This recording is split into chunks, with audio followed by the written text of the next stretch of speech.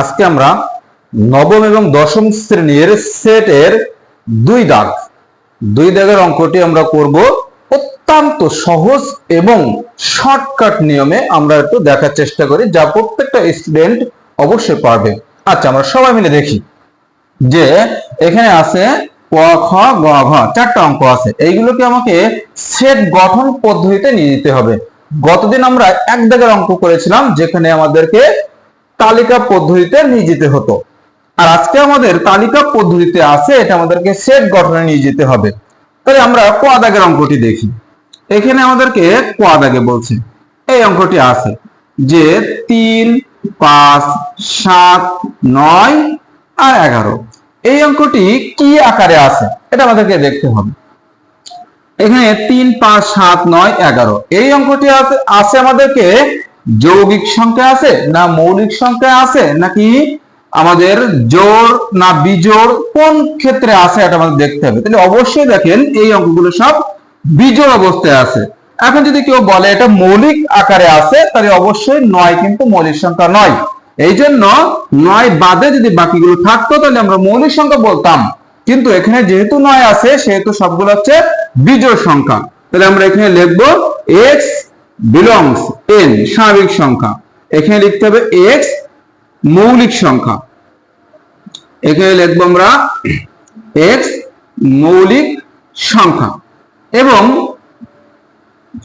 এখানে শুরু হচ্ছে 3 থেকে। তাহলে আমি লিখতে পারি 3, আর এখানে x, আর এখানে হচ্ছে 11 পর্যন্ত আছে, এটা আমরা লিখতে পারি। এই হচ্ছে উত্তর। এখন 3 বা 3 এর সমান 11 বা 11 সমান এটা। আর যদি কেউ এটা এভাবে লিখে যে 1 থেকে বড় আর 13 থেকে ছোট, যদি কেউ এইটা লিখে তবুও হবে, তাহলে নিচে আর দাগ দেওয়া লাগবে না। এই নিচে দাগ দেওয়ার অর্থ হলো 3 এর সহ, আর নিচে দাগ না থাকলে 1 থেকে বড়, তখন আর সহ নয়।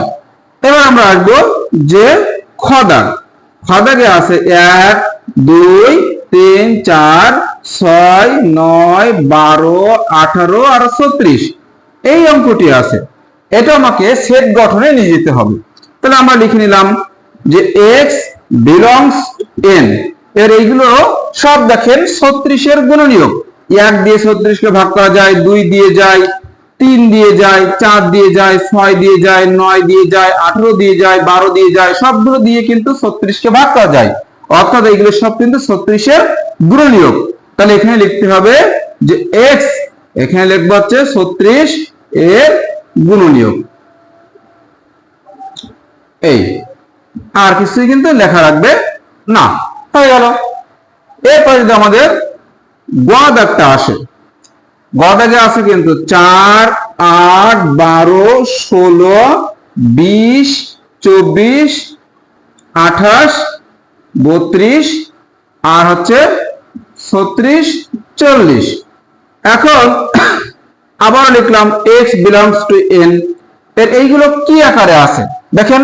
4 দিয়ে সবগুলোকে ভাগ করা যায়, 4 কে 4, 4 2 8, 3 4 12, 4 3 16, 4 5 20, 4 7 24, 4 7 28, 4 8 32, 4 9 36 আর 4 10 40, অর্থাৎ এগুলো সব কিন্তু 4 এর গুণিতক। তাহলে এখানে আমরা লিখতে হবে x 4 এর গুণিতক। এই কিন্তু এটা কোন পর্যন্ত, এর পরেও কিন্তু 4 দিয়ে আরো সংখ্যাকে ভাগ করা যায়, 4 × 44, 4 × 48, এইভাবে কিন্তু 4 দিয়ে আরো ভাগ করা যায়, কিন্তু কোন পর্যন্ত, 40 পর্যন্ত। তাই এখানে একটা দিতে হবে, এবং x এখানে হচ্ছে 40 পর্যন্ত। এই তাহলে 40 পর্যন্ত হলো আমার 4 এর গুণিতক, এই পর্যন্ত। এরপরে আমরা ঘ দাগটা আসবো, তাহলে তিনটা একটু মুছে দিলাম। তাহলে এখন আমরা ঘ দাগটা দেখি। ঘ দাগ আছে এখানে +-4, +-5 আর +-6। এটা কিন্তু আমরা জানি, স্বাভাবিক একটা অঙ্ক করতে গেলে আমরা অবশ্যই বুঝে নেব একটা হচ্ছে বর্গ আর একটা হচ্ছে ঘন করতে হয়, সিম্পল একটা বিষয়।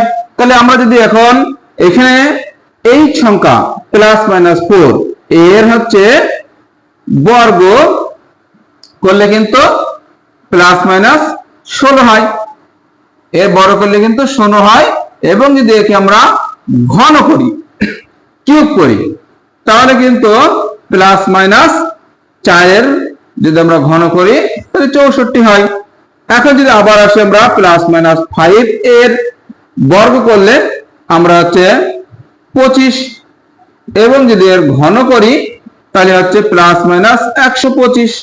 যদি আমরা আসি এবার 6, একবার বড় করতে হবে আর একবার কিন্তু আমাদের ঘন করতে হবে। তাই এর যদি ঘন করি তাহলে প্লাস মাইনাস 216 এরকমটি আমাদের আসছে। অর্থাৎ সবচেয়ে ছোট সংখ্যা আছে কত? 16। সবচেয়ে বড় সংখ্যা কত? 264। তাহলে আমরা এখানে কিন্তু প্লাস এবং মাইনাস আছে, সেক্ষেত্রে আমরা লিখতে পারি x belongs to হলো z। এবার সবচেয়ে ছোট সংখ্যা কত?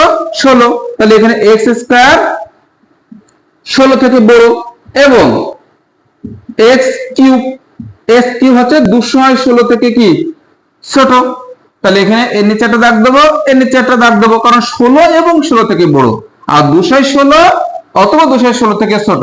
তাহলে এর উত্তর হবে কিন্তু এমন, প্লাস অথবা মাইনাস, কারণ আমরা এখানে জেড দিয়ে দিয়েছি।